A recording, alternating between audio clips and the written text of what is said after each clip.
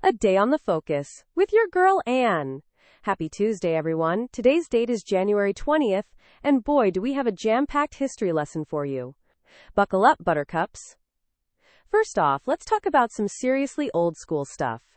Way back in 250 AD, Pope Fabian met his maker during the Decian persecution. Talk about a rough Tuesday. Then, jump ahead to 1156, and we've got a Finnish peasant named Lolly offing an English bishop on the ice. Brutal. And a little foreshadowing of hockey fights, perhaps?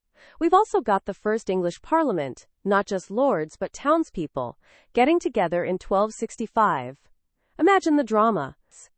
And speaking of drama, 1356 saw Edward Balliol giving up his claim to the Scottish throne for a pension.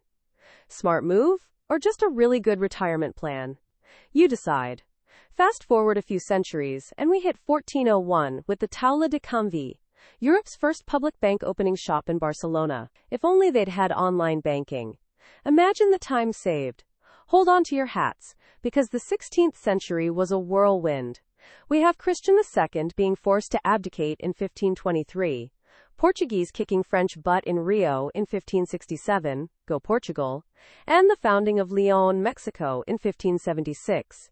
All in one century. The 17th and 18th centuries kept the momentum going, with Charles I's trial in 1649, peace talks between Great Britain and France in 1783, finally, and the beginning of British colonization in Australia in 1788.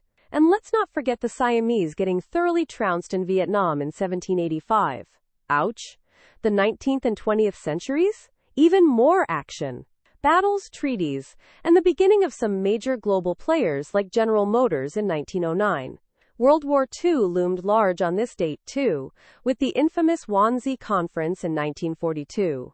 And let's not forget the end of a few wars and the beginnings of some key political shifts. We've seen presidential inaugurations galore on January 20th, including Eisenhower, Kennedy, Reagan, Obama, Trump, and Biden. Quite a lineup. Oh, and the release of American hostages in 1981 after Reagan's inauguration. A happy ending for once. And let's not forget the births, from Roman emperors to shoguns, cartographers, and humanists. January 20th has seen its fair share of historical figures enter the world. Change. Now for a little creative spin. Imagine Lolly, the Finnish peasant, somehow time-traveling to the 2021 presidential inauguration.